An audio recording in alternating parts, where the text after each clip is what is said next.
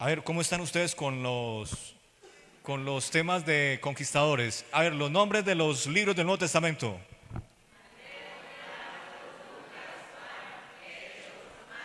Ahora vienen, esos son los 5 históricos, ¿cierto? Biográficos: Mateo, Marcos, Lucas, Juan, más Hechos, que son también biográficos, ¿cierto? Históricos, ok. Y luego vienen las epístolas, las cartas de Pablo a las iglesias. ¿Cuáles son? Romanos, Primera y Segunda de Corintios, Gálatas, Efesios, Filipenses, Primera y Segunda de Tesalonicenses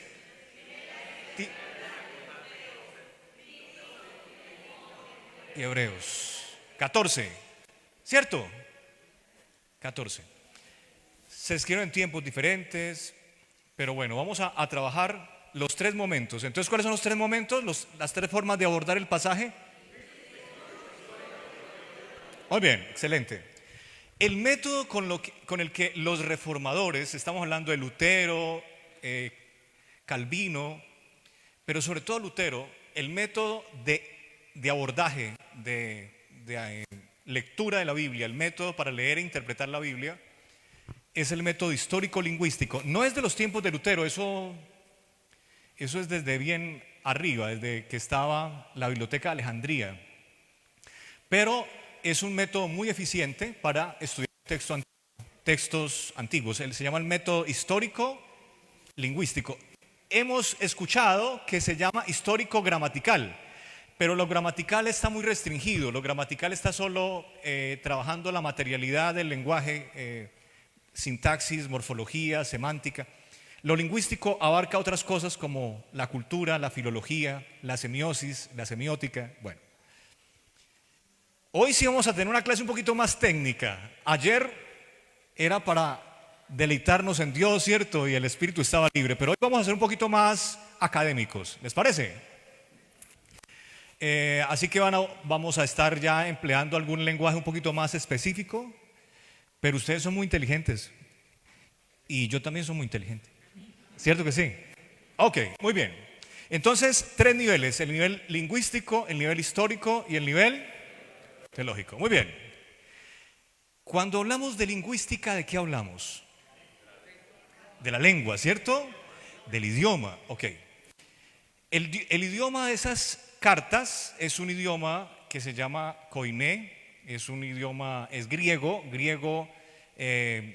común, aunque hay ciertos apartes que tienen un griego más elaborado, más técnico, que se llama griego ático. Es un griego más sofisticado, ¿cierto? Es un griego muy parecido a las obras de Platón, por ejemplo, la República, los diálogos de Platón, o Aristóteles, la metafísica de Aristóteles, Ética Nicómaco de Aristóteles, ¿cierto? En Pablo los escritos son más técnicos porque Pablo era muy juicioso, era muy inteligente, así como ustedes y como quién, como yo, ¿cierto? Era muy inteligente. Pablo era posiblemente políglota, o sea, no solamente hablaba arameo, que era el idioma de la época que se hablaba cuando Jesús vino a la tierra, allá en Palestina, en Judea, sino que también hablaba hebreo, o sea, hebreo antiguo, el hebreo con el que escribió la Biblia, y hablaba también griego. Hablaba griego de la calle común, pero hablaba también griego técnico, griego clásico, ático, para poder escribir correctamente, con buena ortografía, pero también hablaba latín. Hablaba latín. Hablaba latín. Entonces, Pablo deja ver en sus escritos hebreo, arameo, griego clásico, griego ático, griego koiné, latín. Pero quien sabía hebreo y quien sabía arameo, sabía las otras lenguas del lugar, que son ugarítico, moabita, fenicio, cananeo, árabe. tenía nociones. Y es que esa era una región muy importante. Ya ahorita vamos a trabajar lo histórico. Era una región muy importante, entonces confluían muchas lenguas. ¿Ustedes recuerdan cuando Pedro da el discurso? ¿Cierto? Que él se pone en Jerusalén a dar un discurso y habían partos. O sea, ahorita vamos a ver el punto geográfico donde Dios estableció su evangelio, la importancia geoestratégica, geopolítica. Así confluía mucha gente, así que Pablo era de los gentiles, o sea, él era, vamos para Alemania a predicar, vamos para Alemania. Con traductor, no, vamos. Vamos para Francia, vamos para Francia. Vamos para Holanda, para Países Bajos, vamos para Países Bajos. Vamos para Inglaterra, para Inglaterra. Vamos para la península de los Balcanes donde hay croatas, hay montenegrinos, hay macedónicos, hay griegos, vamos. Ese era Pablo. Y en las cartas de él, los escritos, se ve esa confluencia lingüística. O sea, es una cosa hermosamente saturada de inteligencia lingüística. O sea, porque es que, ¿quién es el que da? Le dijeron a Moisés, ¿y quién le enseñó a hablar al que no puede hablar? ¿Quién? ¿Y cuáles son los dones del Espíritu? Los dones. Los frutos, hay frutos y hay dones, ¿cierto? ¿Los frutos cuáles son? Amor, gozo, paz, paciencia, benignidad, bondad, fe, mansedumbre, templanza. Y los dones, por ejemplo, 1 Corintios 14.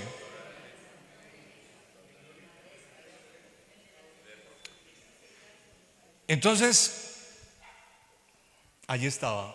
Es increíble, increíble lo que pasaba en esas cartas. O sea, la fuerza filológica que tiene, porque los lenguajes también están relacionados con culturas, y quien estudia la cultura se llama la filología. La cultura y la lengua, filología, el pensamiento de un pueblo. Les voy a colocar un ejemplo actual. De filología. Para nosotros, ¿el sol es un varón o es una mujer? ¿El género del sol es cuál? ¿Masculino o femenino? Yo digo el sol. ¿Y la luna? Femenino. Pero los alemanes no. Los alemanes no. Para los alemanes, el sol es mujer y la luna es hombre. Entonces ellos dicen la sol y el luna. Hay una forma de entender el mundo distinta, ¿cierto? Eso se llama filología. El pensamiento y el lenguaje relacionados en una cultura, filología. Entonces, nosotros no solo podemos hacer estudios idiomáticos, que es decir, esto tiene griego, esto tiene hebreo, esto tiene arameo, tiene latín, tiene una frase en moabita, tiene ugarítico, tiene fenicio, tiene árabe, sino que decimos, vamos a mirar también lo que está detrás, el pensamiento del pueblo en el texto. Entonces, lo que está de frente es un estudio idiomático que es hebreo, griego, arameo, latín. Eso está de frente en las epístolas de Pablo. Pero detrás hay asuntos filológicos, unos pensamientos detrás. Voy a colocar otro ejemplo. ¿Ustedes recuerdan cuando Daniel va a Babilonia, cierto? Ok. Daniel le da la fe de Jesús a Nabucodonosor, ¿cierto? Le da la fe de Jesús, los estudios bíblicos, y Nabucodonosor se bautiza. Y entonces Daniel le explicó a Nabucodonosor, mire, Nabucodonosor, Deuteronomio 6 dice que Jehová es uno, ¿cierto? Pero también la Biblia dice que es Elohim, que son varios. Y entonces le preguntaba a Nabucodonosor ¿y cuántos son? Bueno, está el ángel de Jehová, está Jehová, y está el Espíritu de Jehová. Tres. Entonces Nabucodonosor dijo, ¿sabe qué? A mí no me diga eso. Para mí son tres dioses, ya. Ellos son tres dioses, ya nomás. A nosotros, a un judío, decir que son tres dioses, no, es un solo Dios. Pero para Nabucodonosor no. Entonces cuando él hablaba de Dios, él hablaba de dioses. Y Daniel se hizo famoso en Babilonia porque en Daniel habitaba el espíritu de los dioses santos. No, o sea, no pueden entender que son. Entonces, Pablo llega a Atenas. Ahora voy con Pablo, ¿cierto? Con Pablo llega a Atenas. Y él mira por todas partes dioses, dioses, dioses, dioses, dioses, pero hay un espacio donde no hay Dios.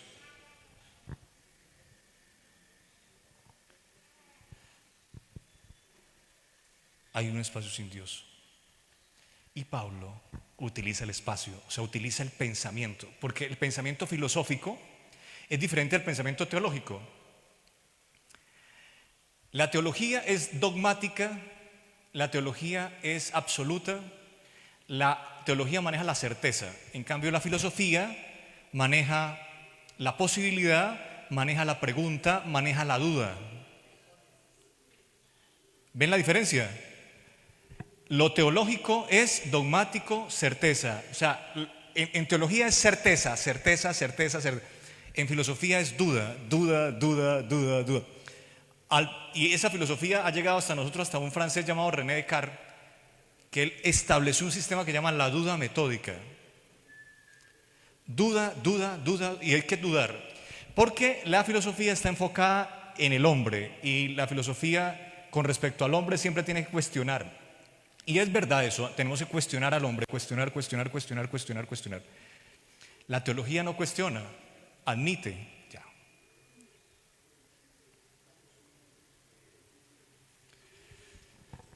Entonces, Pablo sabe que hay en la filosofía una fisura, en el pensamiento de ellos, porque es un pensamiento eminentemente filosófico. No es teológico, no es dogmático, es filosófico. Entonces se mete en su sistema y dice, ese que hace falta, ese es Jesucristo. Impresionante. Impresionante. Ustedes tienen muchos, pero hay uno que les hace falta. Se llama Jesús. Ese que ustedes tienen, ese es Jesús. Impresionante la manera como Pablo se mete en la cultura, se mete en el pensamiento de ellos para salvarlos. Y se llevó a algunos de ahí, ¿cierto? Al jefe del Areópago se lo llevó, lo bautizó. Es que no importa. Como cuando le preguntamos una vez a Chicho Serna, un amigo le pregunta en un aeropuerto a Chicho Serna, un jugador de fútbol. Estábamos viendo cómo en el Milán cobra un penalti. Le preguntamos, Chicho, ¿cuál es la mejor forma de cobrar un penalti? Entonces Chicho contesta, no, eso es desde que entre está bien cobrado.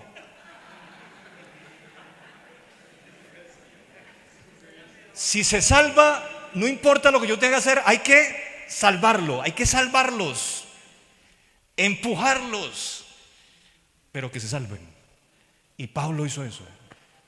Entonces en sus epístolas hay, detrás de cada epístola, en Corinto, en Galacia, que era toda una región grande, Corinto que era una ciudad, Éfeso, en todos los ambientes está esa filología cargando los textos. Entonces tenemos estudios idiomáticos, filológicos, pero también gramaticales. Gramaticales es que nosotros para poder abordar a Pablo tenemos que conocer semántica, es decir, significado de las palabras, tenemos que conocer morfología, la forma de la palabra, cuál es la categoría gramatical, si es un verbo, si es una preposición, si es una contracción, si es un adjetivo, si es un pronombre. Tenemos que saber, para estudiar un texto, entonces tenemos que también saber cuál es la función gramatical. Eso forma parte de la morfosintaxis. La función. Vamos a poner una palabra acá y la vamos a relacionar con otra palabra, un sustantivo con un verbo, Elmer habla, Elmer sustantivo, hablar verbo, y vamos a ver la relación entre ellos. Morfosintaxis.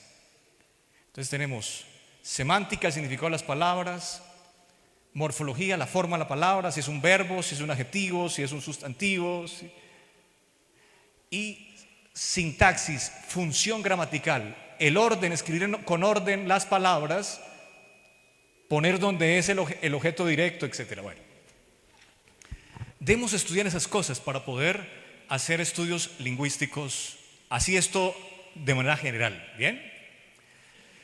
Pero también,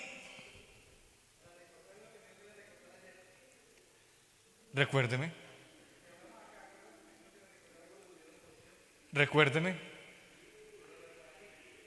¿lo de qué?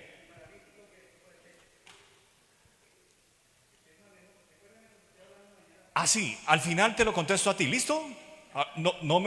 Gracias por venir hoy, gracias por venir. Muy bien.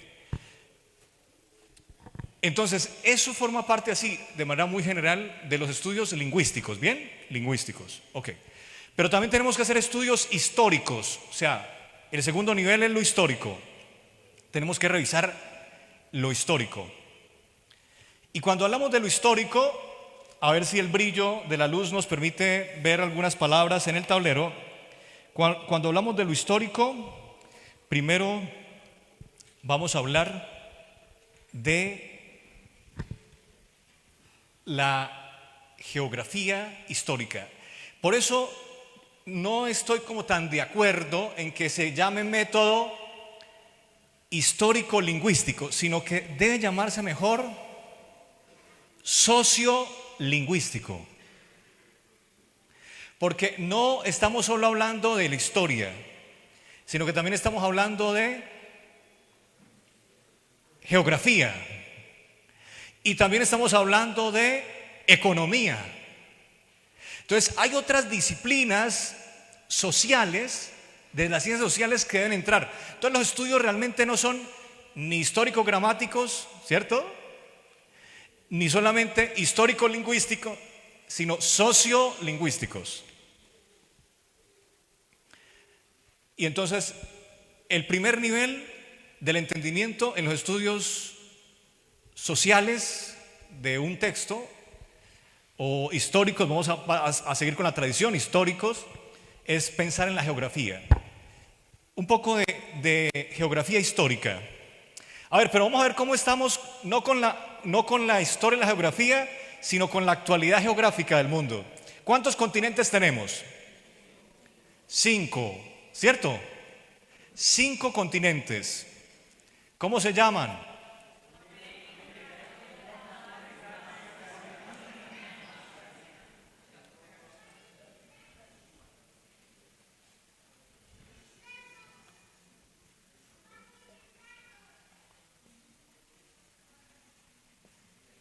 El Antiguo Testamento y el Nuevo Testamento, es decir, los textos sagrados, no tienen nada que ver con América, ¿cierto? Todo con el otro hemisferio, ¿cierto? Pero tampoco con Oceanía, ¿cierto que no? Sino tienen que ver con 3 continentes: Europa, Asia. Me quedó muy grande. Hice a propósito esta región grande, la hice a propósito, aunque no es tan grande. Y África. ¿En dónde queda Egipto?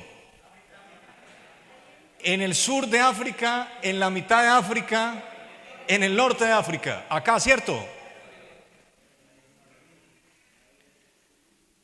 Egipto.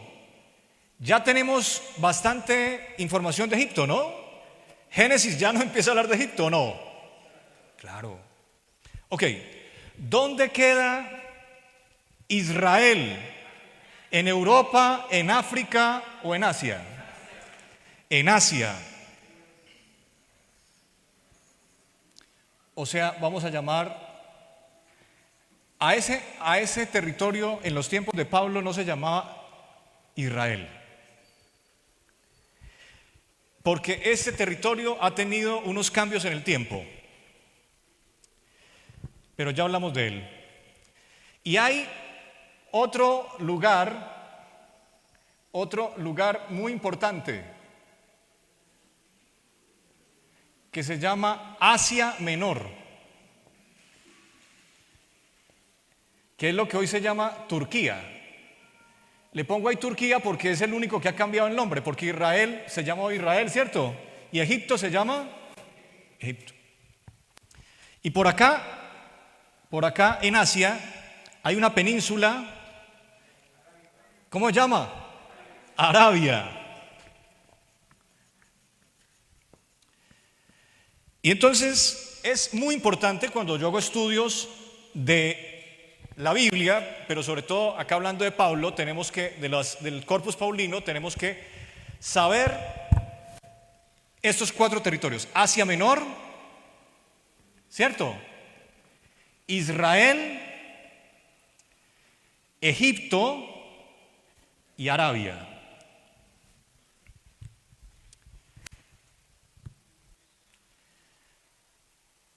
Y hay otro.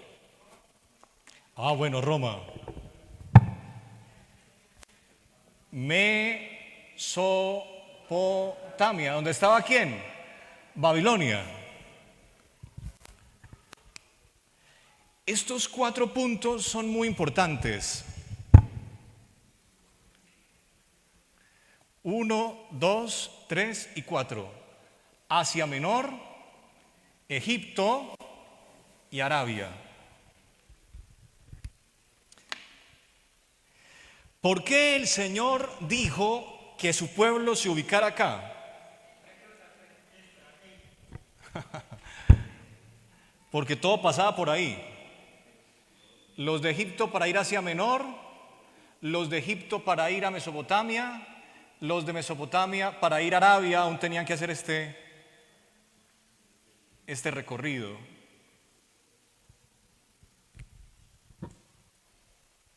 Señor es muy vivo, ¿no? ¿Cierto que sí? Muy estratégico. Muy estratégico. Ok. Pero esto fue cuando el Señor estableció en el siglo XV antes de Cristo a un pueblo acá. Acá lo que hay es agua, se llama el mar Mediterráneo. Por allá está el mar Egeo, el mar Negro, el mar Caspio está por arriba. Ok, este es el mar Mediterráneo, un mar muy importante. Yo hice esto muy grande acá, esto es pegado, también lo hago intencionalmente. Ok, pero Israel no siempre se llamó Israel.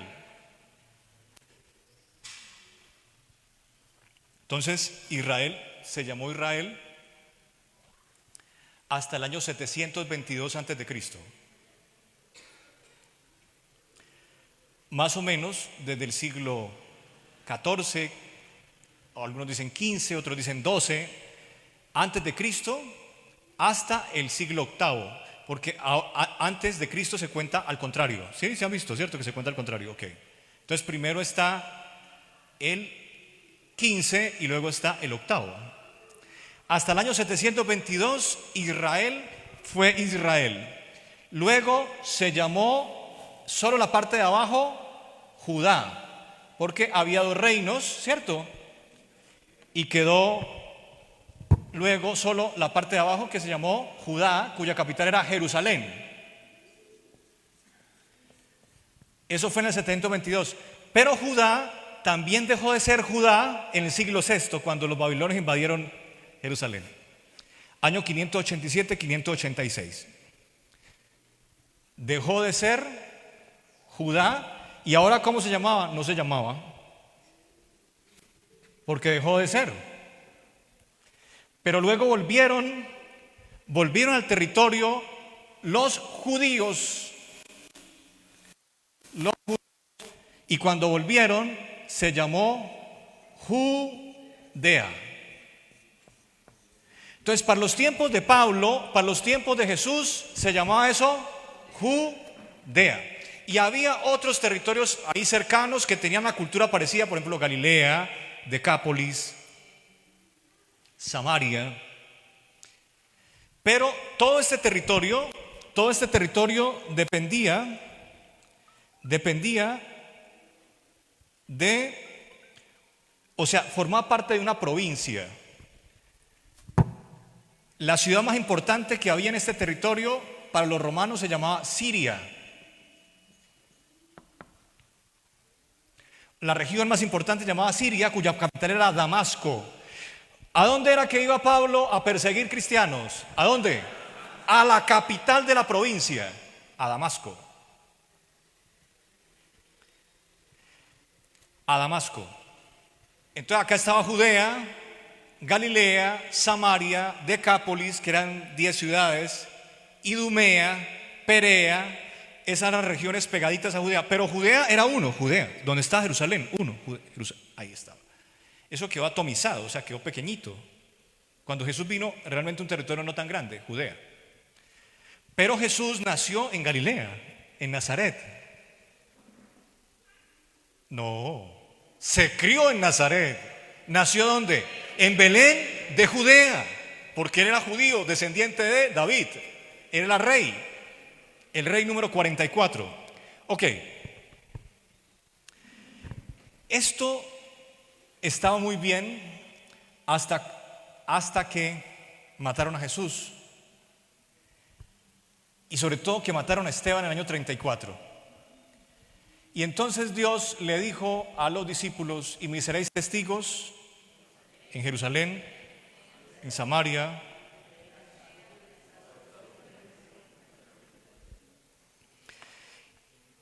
pero miren la cultura,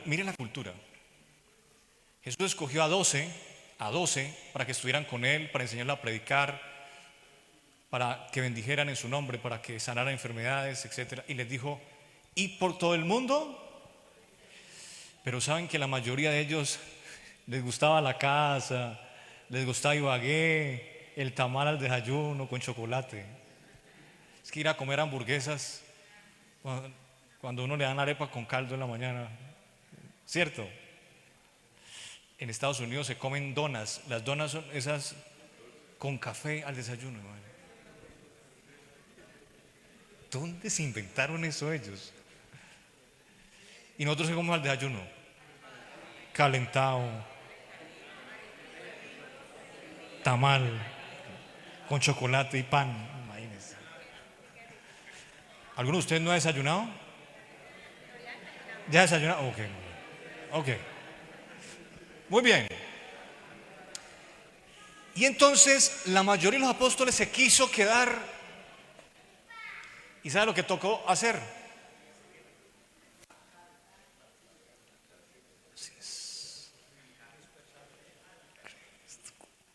Pero hubo uno que no necesitaba.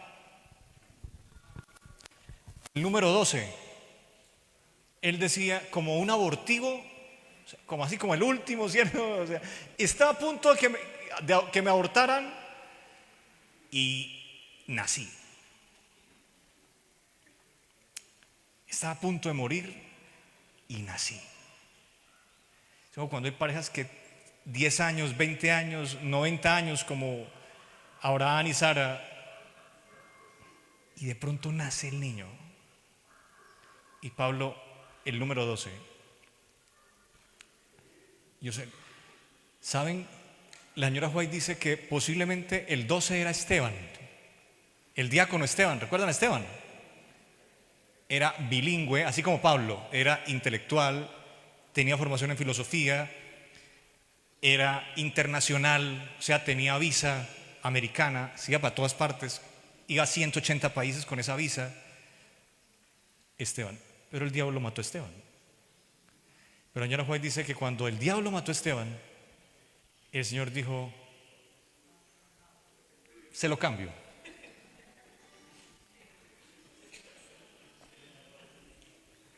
Ok, mátelo.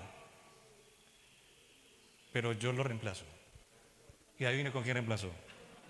Con Pablo. con ese muchacho de unos 27 años que está, porque Pablo nació en el año 5, año 10, ahí están como las cosas muy borrosas. O sea, Jesús era mayor para Pablo 5 años. Y Pablo tenía por unos 27 años. Y el Señor miró a Pablo y dijo: ese muchacho ahí, ese con cara de malo, que tiene la camisa y el pantalón de Esteban, me pido a ese. Imagínense. Y ese no había nacido en Judea, ni en Galilea, se crió como Jesús, ni en Roma, acá, en una ciudad de una región que se llama Cilicia, en Asia Menor, que se llamaba Tarso.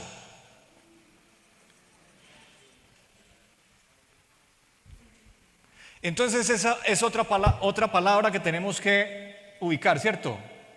Tarso.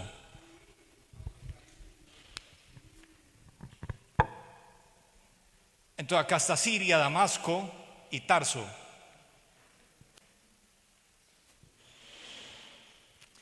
Y como ese ya estaba fuera de acá, de Jerusalén, ese comía patacón con queso y suero en la mañana.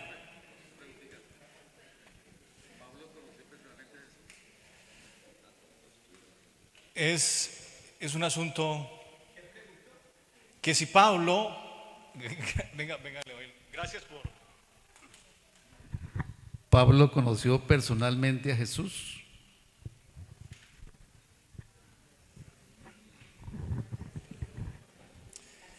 Jesús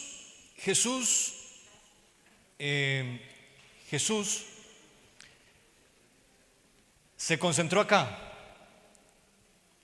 A él también le gustaba comer caldo de papa, tamal, calentado al desayuno, y no se salía. Máximo iba hasta Girardot y ya, y se volvía. Ay. El calentado. ¿A ustedes les gusta la arepa sin sal? O sea, hay gente que es cierto. Hay gente que no le gusta la arepa con sal, otros les gusta con la arepa con sal. Pero un calentado al desayuno, con arepa sin sal. Le echan mantequilla, quesito, chocolate.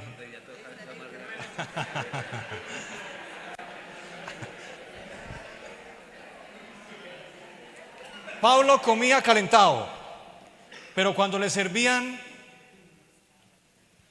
boca chico con patacón al desayuno, comía. Que solo tenemos caldo de papa con arepa, 2 huevos criollos, sírvanlos. Pablo comía de todo porque era internacional. Y entonces Dios dijo: ese me sirve, porque con ese, o sea, con ese solo, así los 11 se queden en Jerusalén. Ese me hace la tarea. Ese me instrumento me es útil. Es impresionante. ¿Sabe que Dios es muy egoísta? ¿Sabían eso? Solo se queda con los mejores. Él escoge solo los mejores. Mentiras. Él ama mucho. Él ama mucho y tiene poco tiempo para resolver el problema que tiene la eternidad. Entonces Él busca los mejores, porque con los mejores uno no pierde tiempo. Con los mejores rinde mucho. Pablo, el mejor. ¿Qué es qué?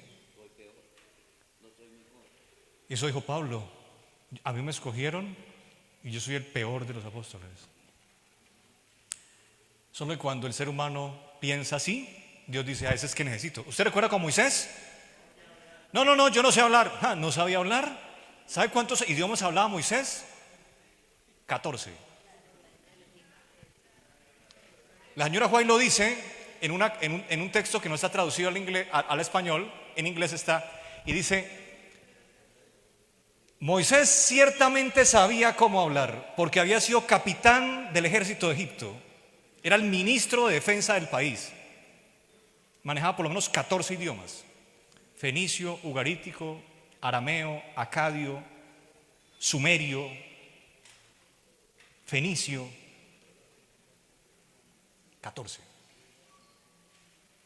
idiomas. Pero la señora White dice algo que es espectacular. Dice: lo que pasa era que no quería dejar que su yo apareciera en el trabajo. Y por eso dijo: no, a mí no, yo no. Impresionante. Y cuando Moisés dijo: yo no, Dios dijo: por eso es que lo necesito, porque usted es así.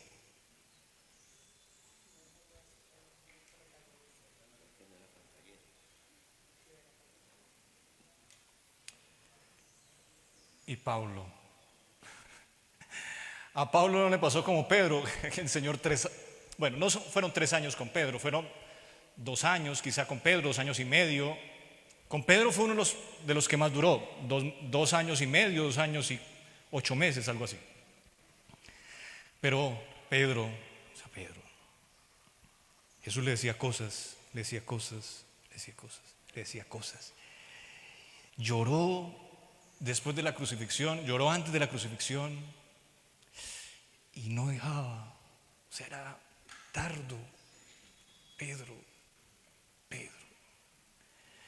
Pero aún así tenía una fuerza para amar, para abrazar, para hablar, que Dios lo escogió. Pero a Pablo se le apareció solo una vez. Entonces usted me pregunta: ¿conoció personalmente a Jesús? Sí, Señor. ¿Y de qué manera? Cuando apareció, le quemó los ojos. Ya con los ojos quemados, entendió quién era Dios. Y de ahí en adelante se devolvió. Y entonces Dios escogió a uno de acá para que fuera por toda esta área. Llegó posiblemente hasta la península ibérica, Hispania. ¿Qué es Hispania? Viajó por el norte de África,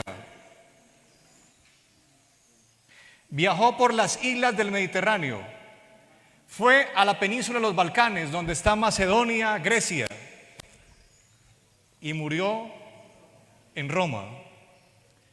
Visitó el este del Mediterráneo, fue a Arabia.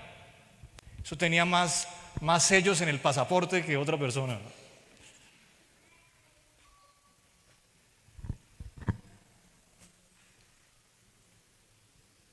Cubrió Pablo lo que Israel no fue capaz de cubrir en 4000 años, desde Adán hasta Jesús. Lo cubrió Pablo,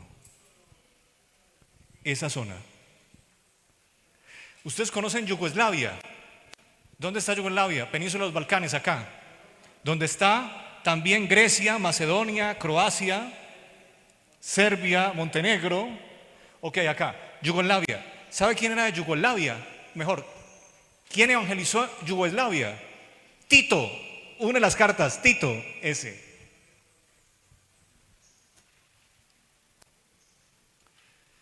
Así que miren, hermanos, el panorama. Llegó a todos los rincones.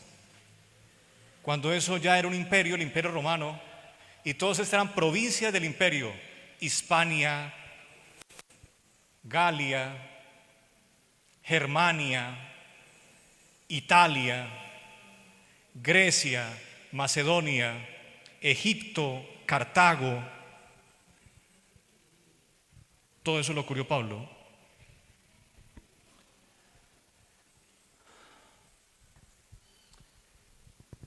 Ahora sí, ¿en qué tiempo? La historia de la humanidad está dividida en 2 eras, ¿cierto? Antes de Cristo y después de Cristo. La cruz divide todo.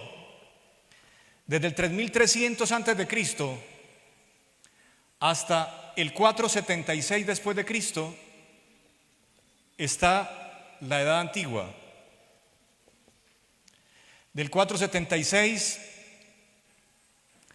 hasta 1517, 1492 y 1453, Edad Media. Luego viene la Edad Moderna hasta 1789 y luego hasta hoy la Edad Contemporánea. ¿Dónde se ubicó el ministerio de Pablo? En el siglo I,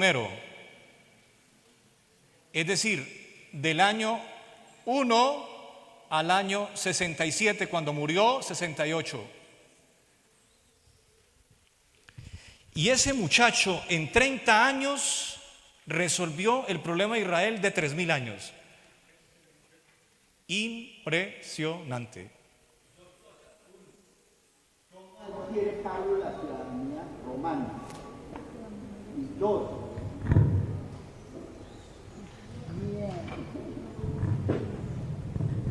¿cómo adquiere Pablo ciudadanía romana? ¿Cómo adquiere?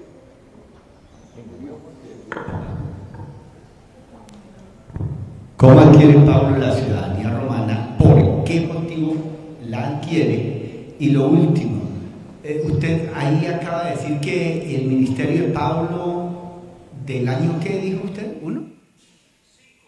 5. Bueno, ya, es que le entendí que 1. Listo, ya era esa. Entonces, gracias.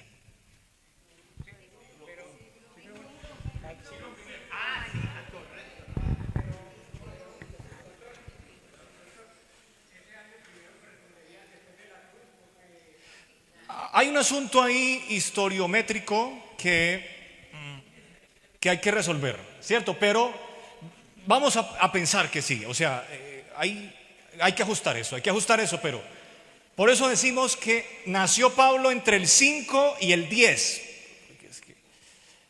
Es que en entonces uno no podía ir a la registraduría, sino que es cierto. Y tampoco estaba el párroco del pueblo que... Entonces, está como, Señor,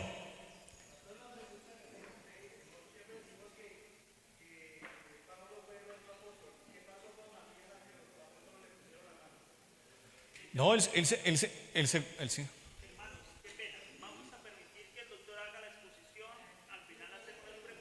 Pero entonces escríbanlas para que no.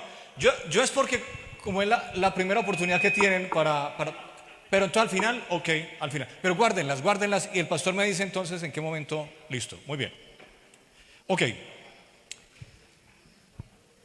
Del 5 al 67, del 10 al 67, 68, que es que muere en Roma, ese fue el ministerio de Pablo, o sea, es una cosa muy pequeña, ¿cierto?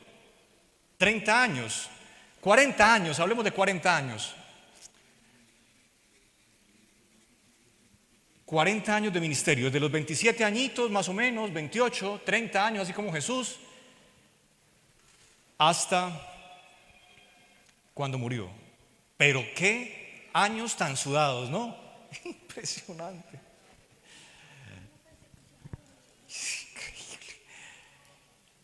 Increíble era Pablo. Ahora, cuando hablamos del siglo I, tenemos que hablar de algo que se llama geopolítica. Entonces ya hablamos de geografía, ¿cierto? Hablamos un poquito de historia, ahora hablamos de geopolítica. Ustedes me van ahí anotando, ¿cierto? Porque realmente no alcanzo a tener un material tan detallado para ustedes, pero tenemos entonces geografía, ya hicimos el estudio geográfico, así general. 2, historia, y ahora geopolítica. Es muy importante considerar la geopolítica, porque la geopolítica es el indicador histórico. O sea, yo cómo me doy cuenta de ciertas cosas, por los reyes. ¿Ustedes no han visto que una de las formas de calcular el tiempo, o los historiógrafos, que son los que miran la historia escrita, ellos empiezan a armar el rompecabezas a punta de el tiempo en que reinaron las personas, ¿cierto? Entonces es muy importante la geopolítica. La geopolítica es el estudio de la política en los territorios, o sea, la historia de los imperios. Geopolítica es el estudio de los imperios, de la manera como se domina el mundo, pero a nivel global, o sea, a nivel imperial, a nivel hegemónico. Esa es la geopolítica. Entonces uno tiene que darse cuenta cuál es el imperio de turno. Por ejemplo, en este momento, ¿cuál es el imperio de turno? Los gringos, los norteamericanos, Estados Unidos es el imperio.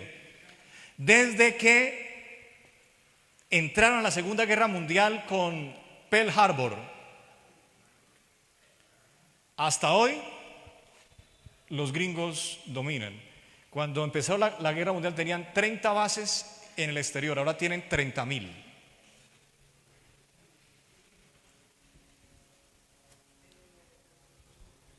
Tienen 3 de las 4 reservas de oro del mundo.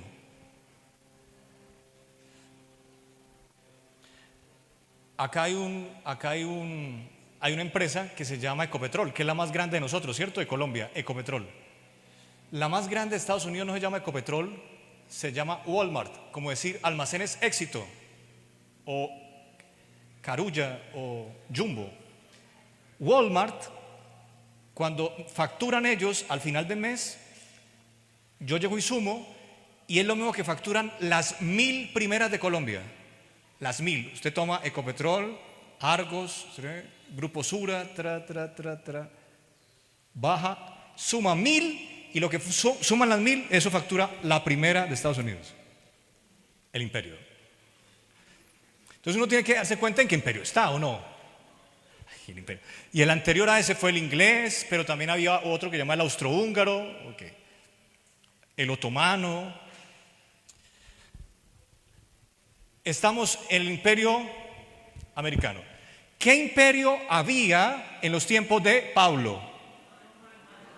Roma, ¿cierto? Desde el 168 hasta el 476. Esto es antes de Cristo y después de Cristo. Roma llegó acá, o sea, Roma está acá. Roma llegó a este territorio, a Judea, en el año 63. Llegó con un general llamado Pompeyo y se tomó Judea. 1, 2, 3 por mí, esa es para mí, Judea. Año 63. Entonces Roma, desde el año 63 antes de Cristo, desde el año 63 antes de Cristo, se tomó Judea. O sea, era el imperio. Antes de ellos estuvieron los griegos, antes de ellos los persas, antes de ellos los babilonios, que fueron los que llevaron cautivos, y antes de ellos los asirios, y antes de ellos los egipcios. Pero en ese momento, Roma, 63 antes de Cristo.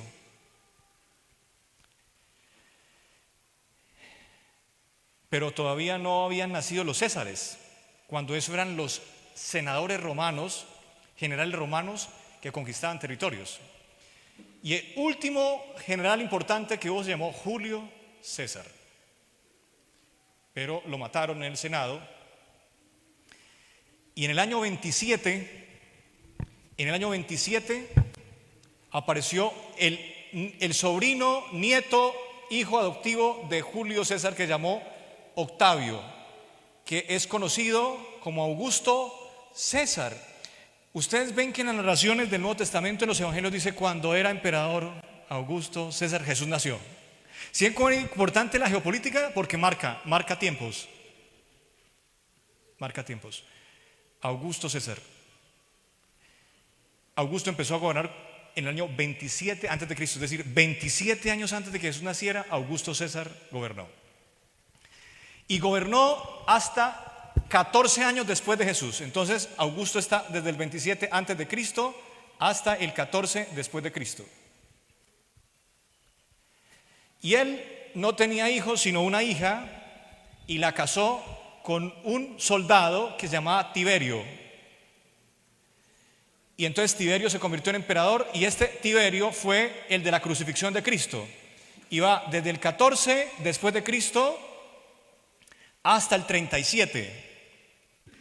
Después de Tiberio vino un pariente de Tiberio que era muy malo, que se llamaba Calígula. Y Calígula gobernó del 37 al 41. Y después de Calígula vino otro que se llamaba Claudio. Y gobernó desde el 41 hasta el 54. Y después de Claudio vino una belleza de persona llamada Nerón. Desde el 54 hasta el 68.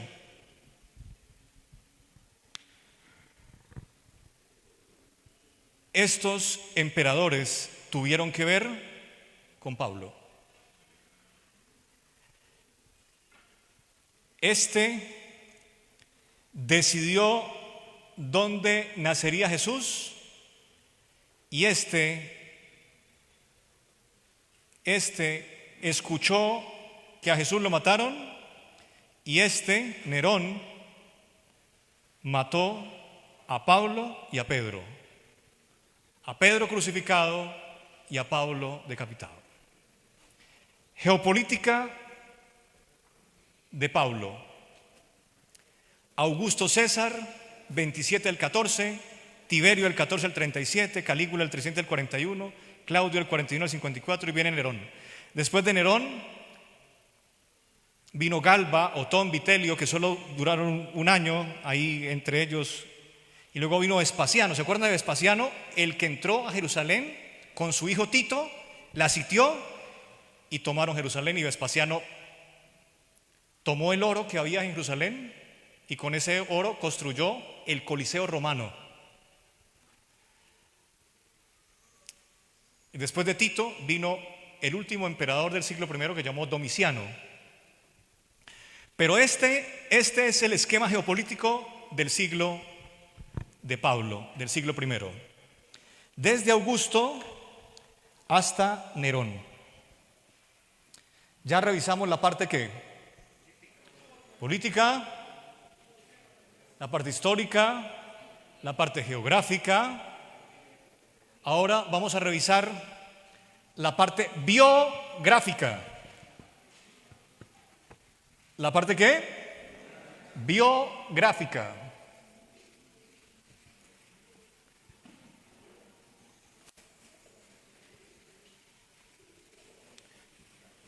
¿De qué personaje?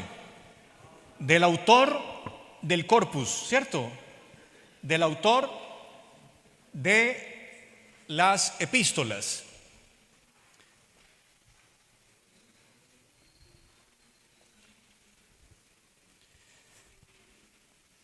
Entonces, para resumir, vamos mejor a hacer, porque de alguna manera ya les trabajé lo biográfico. Nació entre el 5 y el 10 y murió en el 67 y 68. Ya les dije casi todo de... Bueno, lo más importante es cuándo nace, cuándo se muere, ya. Entonces vamos, para avanzar con el tiempo, vamos a revisar mejor la parte historiográfica.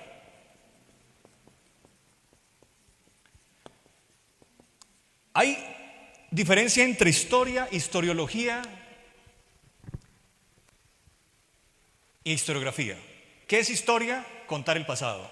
¿Qué es historiografía? Escribir el pasado. ¿Y qué es historiología? Interpretar el pasado. A ver otra vez. Historia, historiografía e historiología. Historia, contar el pasado. Historiografía, escribir el pasado. Historiología, interpretar el pasado. Entonces vamos a trabajar historiografía. Historiografía significa que vamos a estudiar lo que se escribió. ¿Y qué fue lo que escribió? Pues las 14 epístolas, ¿o no? Las 14 epístolas. ¿Cuál es la primera? Romanos. La segunda, Primera de Corintios. La tercera, segunda de Corintios. La cuarta, Gálatas, Efesios, Filipenses, Colosenses, primera y segunda de Tesalonicenses, primera y segunda de Timoteo, Tito, Filemón y Hebreos.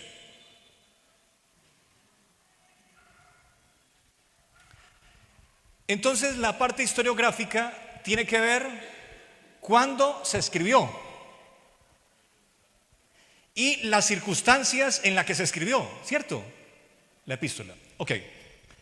Romanos y Gálatas se parecen mucho. ¿Han visto? Se parecen mucho.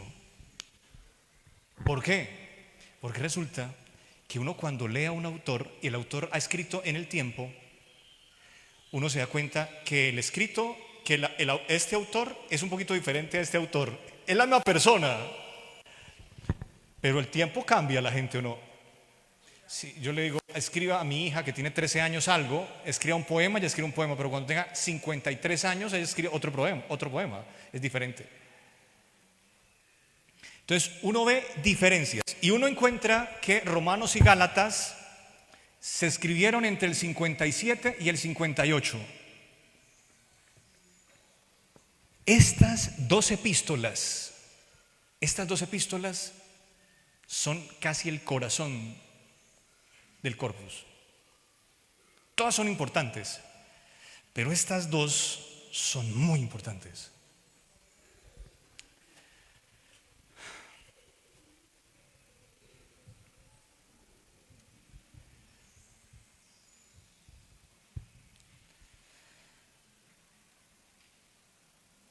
Segunda y primera de Corintios.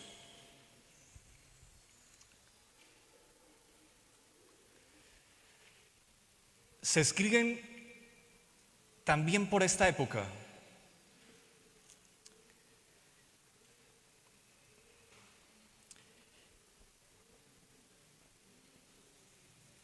Y esta es la época ¿de qué? Del tercer viaje misionero de Pablo. ¿Cuál viaje? El tercero.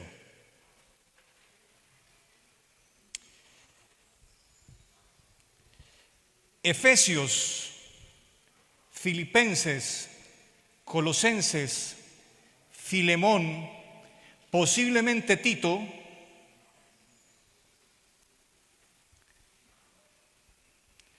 se escriben entre el 62 y el 64, durante el primer encarcelamiento en Roma de Pablo.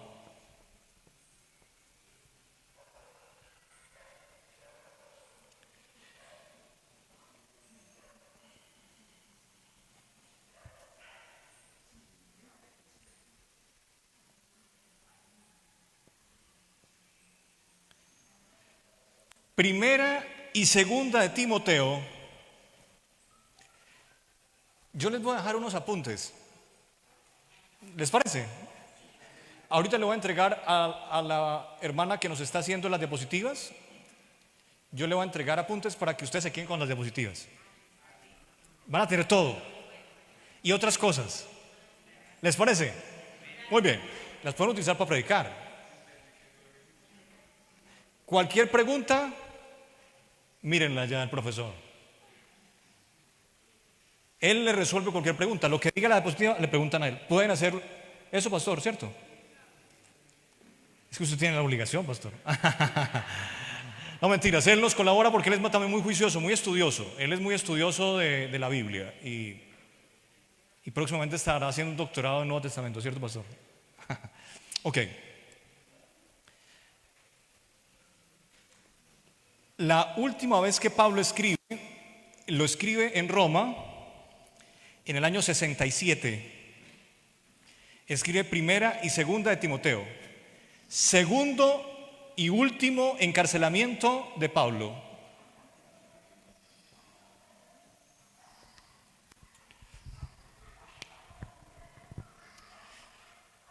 Primera y segunda, ya les dije que Tito y Filemón también se pudieron haber escrito en el primer encarcelamiento de Pablo.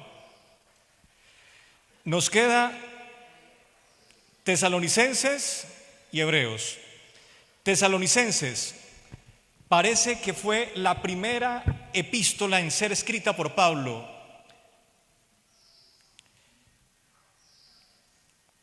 El segundo viaje misionero de Pablo, o sea, en el segundo viaje misionero de Pablo,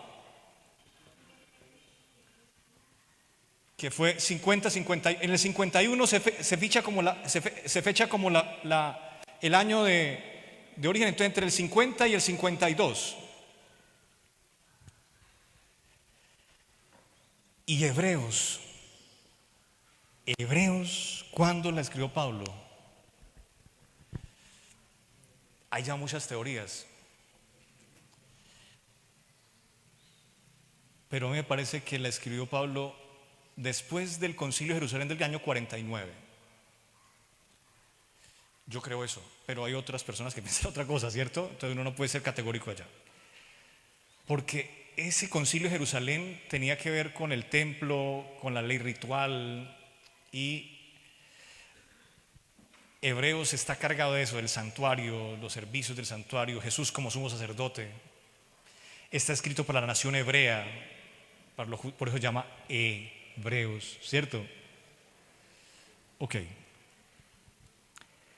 Esto se refiere a la parte historiográfica. Y en 5 minutos voy a manejar el último nivel que empecé a trabajar desde ayer en la mañana. La parte teológica, el nivel teológico. Teología.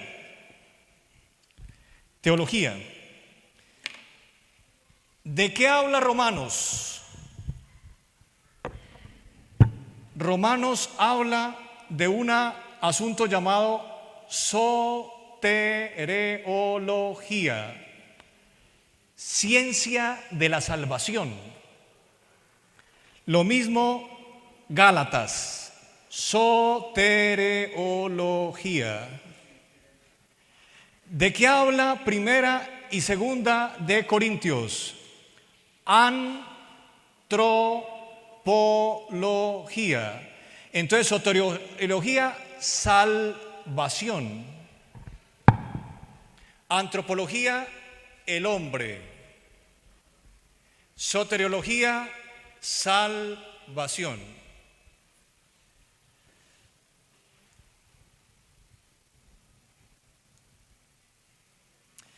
Efesios, Filipenses y Colosenses. Cristología, el estudio de Jesús. Primera y segunda de Tesalonicenses, escatología, tiempo del fin.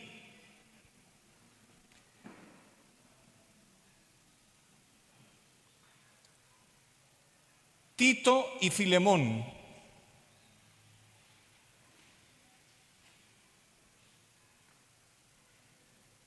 Tito y Filemón. ¿De qué nos habla Tito y Filemón? Sociología, las relaciones humanas.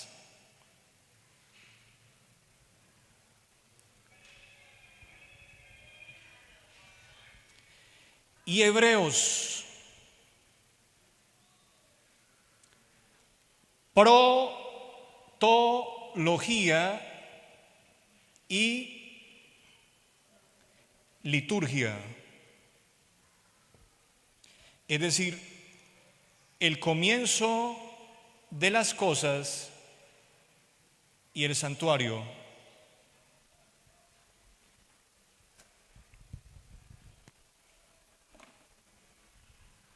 que se hizo el profesor Ángel.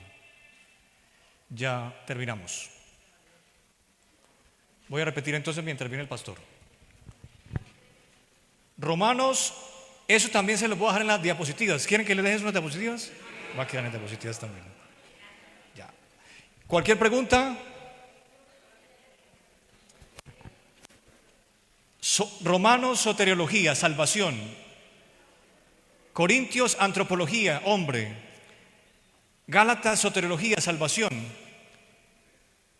Efesios, Filipenses, Colosenses, cristología. Escatología, primera y segunda de Tesalonicenses. Sociología, las relaciones. Protología y liturgia, Hebreos. Me faltaba Timoteo. Timoteo es un tema doloroso. Se llama tanatología. Tánatos, muertos, muerte. Morir para vivir.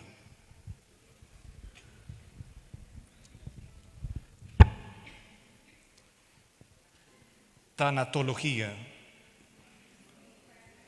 También otros llaman a eso necrología. Necrología es el acta de defunción de Pablo. Fuerte, ¿cierto? Pero ¿cómo es el acta de defunción de Pablo? ¿Cómo dice? ¿Qué dijimos ayer? He peleado, he acabado y he guardado la fe.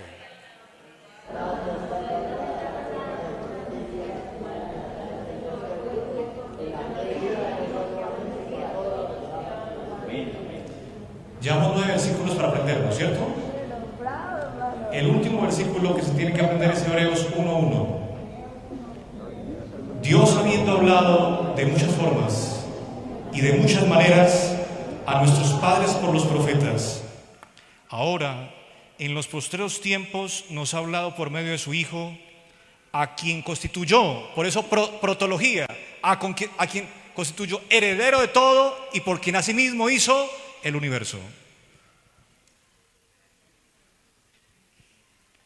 Y me gusta mucho algo que dice Pablo, porque Jesús es la imagen misma de su sustancia.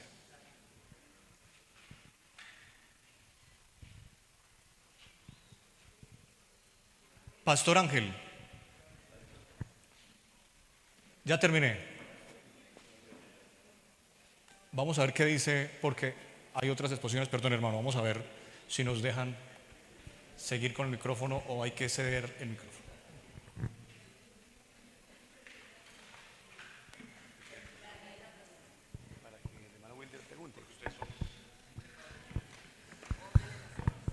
Bueno, realmente yo ni parpadeaba, doctor. Yo ni parpadeaba. Mirando esa exposición tan magistral, hermanos, ¿cuántos se sienten bendecidos? Aprendí lo que no había aprendido durante muchos años. Yo sé que preguntas existen muchas, y más cuando Pedro dijo que habían algunos escritores que escribían cosas profundas y complicadas y difíciles de entender. Y si eso lo dijo Pedro, imagínense nosotros. Pero vamos a permitir 10 minutos para preguntas, ¿cierto? 10 minutos. Así que, ¿tenemos otro micrófono? Sí, señor. Gracias. Vamos a tomar asiento y esta información probablemente la subimos en un grupo de WhatsApp y la compartimos. Sí, perfecto. Diapositivas, listo. y pregúntale, hacen preguntas por WhatsApp al pastor y el pastor le responde todo porque él... Vamos a 10 minutos para que el doctor nos responda un par de preguntas. Vamos a ver si somos capaces, vamos a hacer el siguiente ejercicio. Vamos a ver si somos capaces, no vamos a replicar, es decir, no vamos a profundizar en la pregunta, o sea, no vamos nadie puede preguntar 2 veces para que haya 10 oportunidades. Vamos a ver si somos capaces de hacer la pregunta en 15 segundos y yo en 30 segundos la respondo. ¿Está bien? Empecemos. Vamos a numerar las preguntas. 1, 2, 3, 4, 5, 6, 7. Tenemos minuto y medio. 9, 10. 1. Vamos a ponernos de pie y hacemos la pregunta. A ver, pastor, más que una pregunta es pedirle una aclaración. Cuando usted ubica el tiempo hasta el 476, ¿usted hace uso de la palabra o del Imperio Romano hasta el 476 para darnos una explicación histórica? Porque es que en el año 476 el Imperio Romano no desaparece, decae, porque el Imperio Romano se divide en dos: Imperio Romano de Oriente, Imperio Romano de Occidente, que es el que va hasta 1400 y pedacito, ¿sí? Entonces, ¿por qué nos ubican hasta el 476? Muy buena pregunta, excelente pregunta. Como él decía, con Constantino en el siglo IV se divide el imperio. En el siglo IV después de Cristo se divide el imperio. Con Constantino se divide. Y él funda una ciudad que se llama Constantinopla, ¿recuerda? Allá en Turquía. Hoy se llama Estambul. Antes se llamaba Península Anatolia. En los tiempos de ahora se llamaba Península Anatolia. Luego se llamó Asia Menor y hoy se llama Turquía, en ese sector. Donde nació Pablo, en ese sector. Él es de allá. O sea, Pablo es turco. Allá fundó Constantino un imperio que llamó el Imperio de Oriente, el Imperio de Oriente. De allá surgió una religión grande que se llama los ortodoxos, que están con presencia en Rusia, en Ucrania, en esa zona. Entonces, en el 476 cae el Imperio Romano de Occidente, que tenía sede en Roma. Pero 1000 años después casi, en el 1453 por los turcos otomanos, cae el Imperio Romano de Oriente. Pero el imperio occidental de Roma, el imperio romano como tal, cae en el 476. Ya Constantinopla cae en el 453. Segunda pregunta. Micrófono, nos levantamos, hacemos la pregunta. ¿Cómo adquiere Pablo la ciudadanía romana y por qué motivo la adquirió? Porque nació en un territorio. Hay dos hipótesis. La primera, padre romano. Esa es la primera. La segunda, territorio romano. Había territorios de privilegio romano. Territorio de privilegio romano. Son las dos posibilidades. 3. Sí, pastor, la duda que le dije sobre... No, esas son las dos teorías que hay. La duda sobre los apóstoles. ¿Qué pasó con Matías? Porque la Biblia no nos habla y dice que a él le impusieron las manos los apóstoles para que él fuera el sucesor de Judas. Y luego aparece que el real es Pablo. ¿Qué pasa con Matías? Porque no se vuelve a hablar nada de él en la Biblia como apóstol. ¿Ya? Y la otra, la siguiente a esa, después de ellos fueron apóstoles. Solo una. Entonces, de Matías sí se habla, pero en la tradición de los padres de la iglesia, Irineo, Orígenes, ¿cierto? Se habla de él, pero en el texto canónico de Lucas, Hechos de los Apóstoles, no se habla de Matías, pero tampoco se habla de otros apóstoles. Por ejemplo, ¿dónde está Simón el Celote? ¿Para dónde se fue? ¿A quién le escribió? Pero aparecen otros en el canon que no eran apóstoles. Por ejemplo, Marcos, Lucas, Santiago, el de la epístola de Santiago, el hermano de Jesús. Cuarta. Para que uno lleve dos. Pastor, el Señor dice en Génesis, no es bueno que el hombre esté solo, hagámosle la ayuda idónea. Pero Pablo dice, preferiblemente estar solo. Esa es la primera pregunta, ¿no? Ya. No, la segunda, espera. No. Ok. Ustedes van a recibir un material donde hay una región del material que se llama hermenéutica. No alcanzamos porque pues el tiempo es bastante corto. Y hay una sección llamada hermenéutica y van a encontrar un punto, un principio de hermenéutica que se llama prevalencia de sentido o de autoría. Cuando uno lee la Biblia, cuando uno tiene que decir quién manda a quién. Prevalencia de autoridad. ¿Quién manda? Por ejemplo, Mateo 28 dice: id por todo el mundo y hacer discípulos bautizándolos en el nombre del Padre, del Hijo. Entonces algunas personas dicen: no es el nombre del Padre, del Hijo y del Espíritu Santo, es el nombre de Jesús, porque en Hechos no bautizan el nombre del Padre, del Hijo y del Espíritu Santo. Okay. Está bien. ¿Quién es? Pedro, por ejemplo. Ok. Pregunta: ¿quién manda a quién? ¿Jesús a Pedro o Pedro a Jesús? Entonces, hagamos lo que dice Jesús, porque Él es Dios. Ya. Ok. Escúcheme bien. En Job hablan muchas personas. ¿Quiénes hablan en el libro de Job?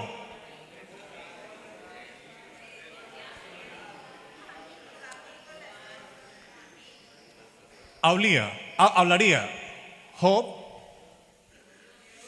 ¿Quién más? Los amigos de Job, la esposa de Job, Satanás y Dios. ¿A quién le creemos cuando hable?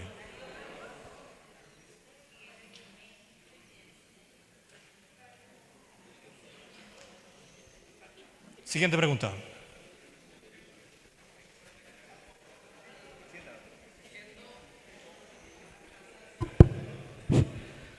A ver, para el pastor y para tal vez el pastor Ángel, también el pastor Willard, siendo el historicismo la base de la interpretación de la Biblia en la iglesia, ¿por qué se ve tan poquito de historia en la iglesia misma?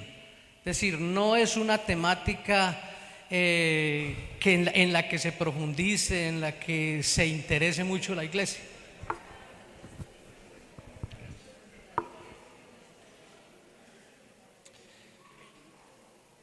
Esa es una pregunta de administración educativa, porque los religiosos tendemos a ser muy conservadores, o sea, medio goditos. Y eso pasa, eso es un asunto natural, porque a medida que se institucionaliza un sistema, entonces vuelve muy conservador. La religión protestante es eminentemente liberal, progresista. De hecho, el liberalismo surgió en Alemania con Lutero. El liberalismo, la libertad de conciencia, ¿cierto? Pero cuando la religión muda, o sea, crece, se vuelve muy grande, entonces se vuelve conservadora. Y entonces maneja la tradición. Hasta hoy, hasta allá, hasta las 9 de la mañana era así. Usted está viendo que estamos hablando de historia, de economía, de sociología, de geopolítica. Estamos cambiando. Vamos para adelante. Siguiente pregunta.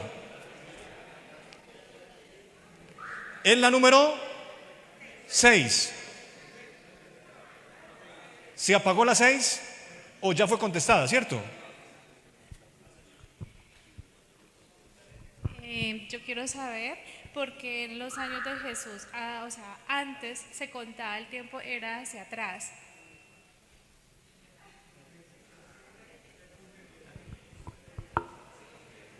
Ok. Hay dos explicaciones, una teológica y otra historiométrica. La teológica: porque Dios quiso que su Hijo estuviera en el centro de la historia.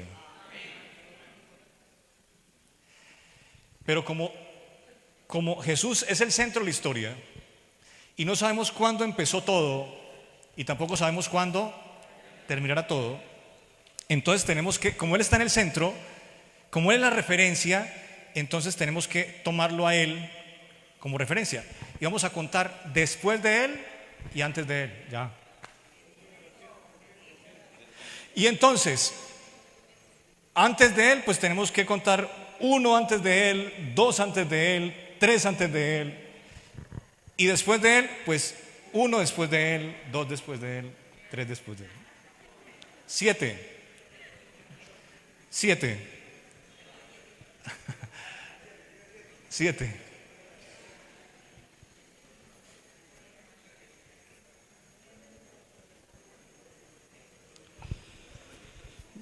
Sí, doctor. La pregunta es la siguiente. Usted habló que uno de los métodos de interpretación bíblica es el histórico-gramatical, que usted lo denominó sociolingüístico. Es mejor llamarlo así. Sí. Hay otro método que utiliza la organización, es el método crítico. Histórico-crítico. Histórico-crítico. ¿Por qué una cierta porción de la iglesia se basa en ese método? Bueno, la iglesia adventista utiliza el método histórico-gramático.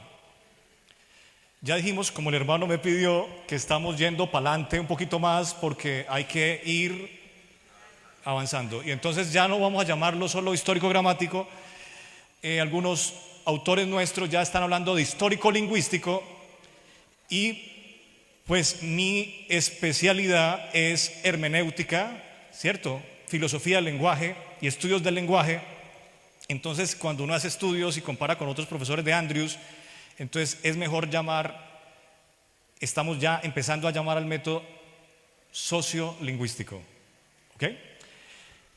El método histórico crítico es un método que surgió desde el iluminismo moderno, que es de mucha sospecha, de mucha preocupación frente a lo teológico. Recuerden que la teología es el conocimiento de la certeza. ¿Y por qué el conocimiento de la certeza? Porque Dios lo dijo. Por eso yo les decía a ustedes, si Elena Juan me dice a mí que Hebreos lo escribió Pablo, yo no me puedo poner a discutir. Eso es teología, eso es revelación de Dios. Ya, no. Pero hay personas que dicen, no, yo quiero abordar el texto desde la filosofía, o sea, no desde la teología, sino desde la filosofía, desde la duda, crítico. Pues, o sea, yo no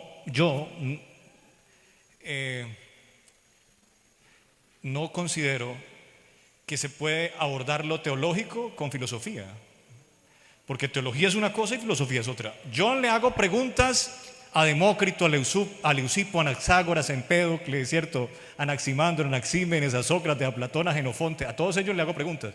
A Kant, a Heidegger, a Gadamer. El último que habló sobre el lenguaje, filosofía del lenguaje, se llama Gadamer, es un alemán. Y yo estoy peleando con ese man, peleo. Y le digo que no tiene razón. Pero si Dios dice no matarás, no matarás. Es que una cosa es filosofía y la otra cosa es teología. Y la Biblia no es filosofía, es teología. Revelación de Dios. Porque Dios, Hebreos 1.1, por eso el último versículo que se aprendieron, Hebreos 1.1, porque Dios, habiendo hablado de muchas formas, ¿quién habló? Dios. Y por eso Pedro dice, es que la Biblia no es de interpretación privada, o sea, lo que a mí me parece, no. ¿Quién inspiró? Uno. ¿Cuántos sentidos hay? Uno, ya. Porque hay otro método, además del método histórico crítico, también otro método que se llama el método sincrónico, que es el que está de moda ahora. Y es que la Biblia puede decir eso, o puede decir eso, o puede decir eso, o puede... No, todo eso está bien. No, es que Dios no es un Dios de confusión, sino de paz. Tiene un solo sentido. Lo que está en la mente de Dios lo dice, se acabó. Otra cosa es que me sirva, ¿cierto?, en mi contexto, para mi vida, pero no que cambie el sentido. No, es un solo sentido. Tiene un solo sentido.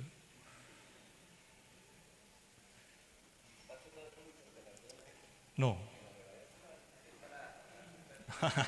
A ver, venga. A ver, pero hay otra pregunta porque son 10. Si hay otra pregunta, tenemos que hablar los dos. A ver. Sí, pero qué pena. Lo que pasa es que el pastor también, es que como yo estoy acá visitando, eso le pasa a uno cuando viene visitante que no puede hacer lo que quiere. A ver, 9. usted manifestó que la carta de Hebreos había sido escrita a la nación hebrea. Yo alguna vez leía que había sido escrita a los judíos en Roma, porque la nación hebrea no aceptó a Cristo, pero en Roma sí habían judíos que lo habían aceptado. No a la nación hebrea, a la cultura hebrea. Mire, por ejemplo, en el mundo hay judíos, ¿cierto? Judíos. Pero están en Rumania, están en Ucrania, están en Colombia, están... La cultura hebrea.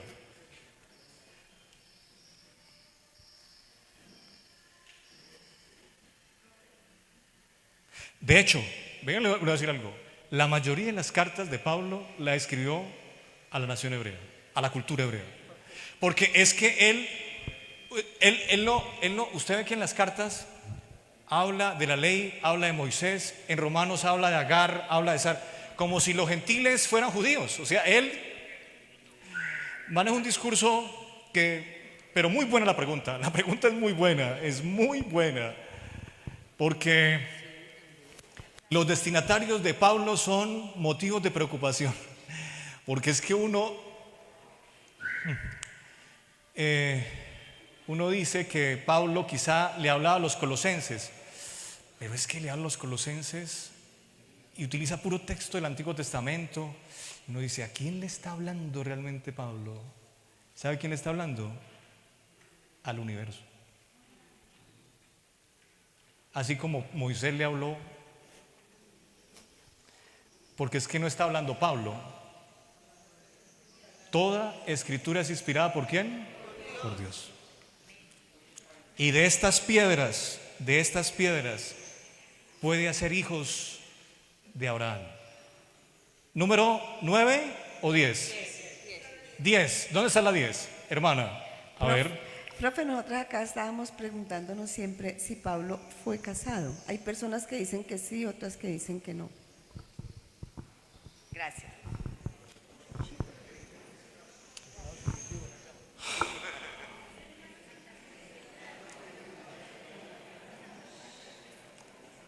Ok.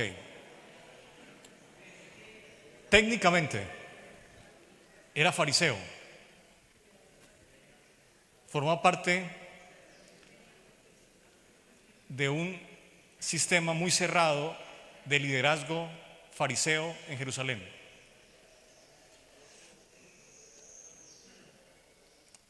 Hay una tradición judía que se llama el Talmud. El Talmud está constituida por lo siguiente. Entonces empezaron a interpretar los escritos de Moisés y el Antiguo Testamento en algo que se llama la Misná y la Midrash. Y luego interpretaron a la Misná y la Midrash los rabinos. Eso fue después de que vino Esdras, ¿cierto? Después del cautiverio. Entonces interpretaron la Midrash y hicieron las Gemaras. Y luego formaron con las Midrash y las Gemaras el Talmud. Y en el Talmud dice que los líderes deberían ser casados. Por eso Pablo dice, cuando habla de los ancianos, los presbíteros, maridos de una sola mujer. O sea, la gente que lidera lo religioso en esa tradición. Y me parece que no es solamente en esa tradición, es lo que Dios pensó. Tiene que ver con una pregunta que me hicieron ahora. No es bueno que el hombre esté solo. Y no lo está diciendo. ¿Quién está diciendo que no es bueno que el hombre esté solo? Dios. ¿Usted puede discutirle a Dios si Él dijo que no es bueno que el hombre esté solo? Entonces es muy probable, o sea, no podemos, porque es que historiográficamente, biográficamente no tenemos evidencia. No podemos decir, Pablo tenía...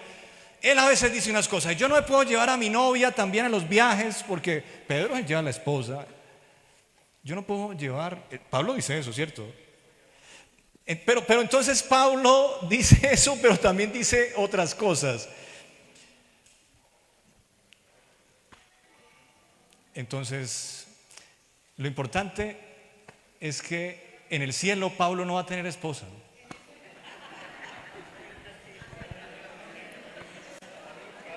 Que pasen un feliz resto de día.